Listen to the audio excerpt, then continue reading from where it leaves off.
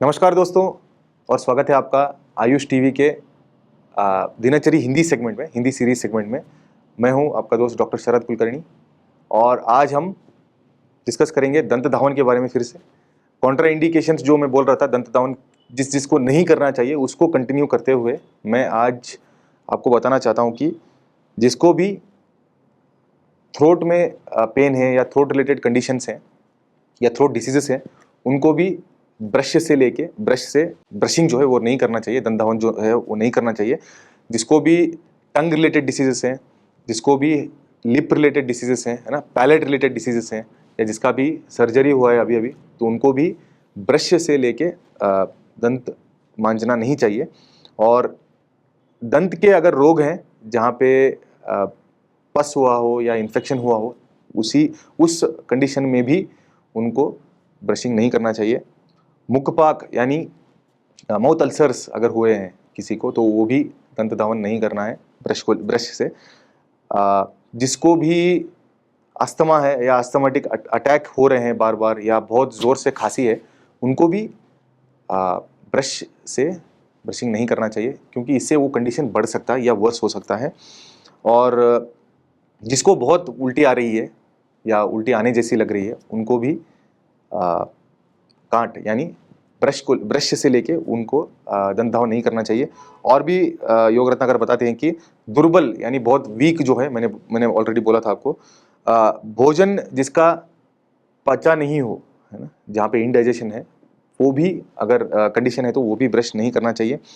और मूर्छा रोगी जो बार बार है ना, हेड स्पिन होके, अटैक होके गिरने जैसा लगता हो, उनको दांत ज़्यादा मांजना नहीं चाहिए।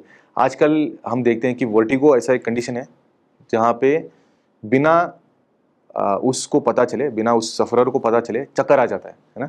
जिसको बार बार ऐसे चक्कर आता हो, खड़े होने के बाद चक्कर आता हो, या चलने के टाइम पे हेड स्पिन होता हो, चाहे वो बाहर का जो दीवार है वो भी घूमने जैसा लगा हो, या उसके सिर में खुद लगे कि वो घूम रहा है, ऐसे कंडीशंस में क्लियरली ये बताया गया है कि वो दांत को बार बार ना मांजे या ब्रश ना करे। तो ऐसे रोगी को क्या करना चाहिए कि वो धीरे से अपनी उंगली से ब्रश कर सकते हैं, जैसे मैंने पिछले एपिसोड में बताया था आपको, वैसे वो फॉलो कर सकते हैं डेफिनेटली।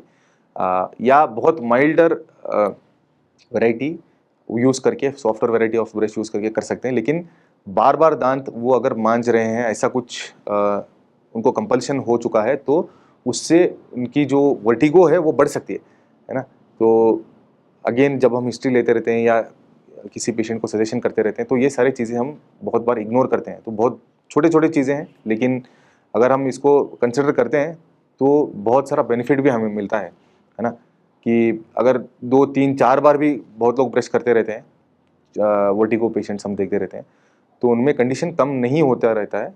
तो अगर ये भी हम अडॉप्ट करेंगे अलॉन्ग विद द मेडिकेशन और ट्रीटमेंट, तो उनको शायद फ़ायदा और अच्छा हो सकता है। तो बहुत से लोग ये पूछते रहते हैं कि सर आपने कॉन्ट्राइंडिकेशन तो बता दिया दंत धावन का, जो दातुन नहीं करना है या ब्रश लेके दातुन नहीं करना है, सिर्फ हाथ से करना है, उंगली से करना है, ये कितने दिन तक हमें करना चाहिए ऐसा तो आपने बताया नहीं।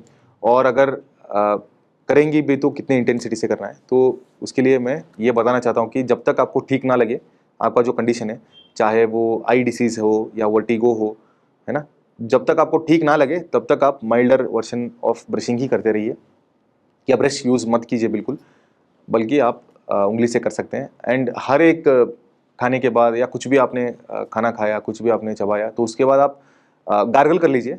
गुनगुना गर्म पानी लेके एक 20 से 30 सेकंड अगर आप गार्गल करेंगे, तो उससे भी जो ओरल कैविटी है उसका हाइजीन जो है वो बरकरार रहेगा।